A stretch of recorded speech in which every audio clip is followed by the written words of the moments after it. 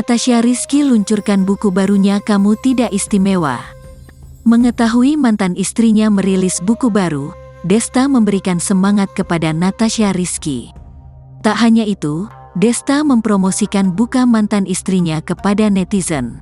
Perceraian Desta dan Natasha Rizky memang sudah berjalan sekitar 7 bulan lamanya. Namun hubungan baik antara keduanya masih sangat terjaga, terlebih dalam memberikan dukungan kepada masing-masing.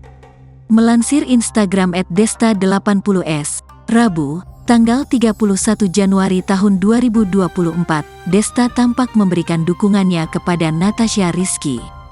Dukungan itu diberikan lantaran Natasha Rizky baru saja menerbitkan buku barunya berjudul Kamu Tidak Istimewa.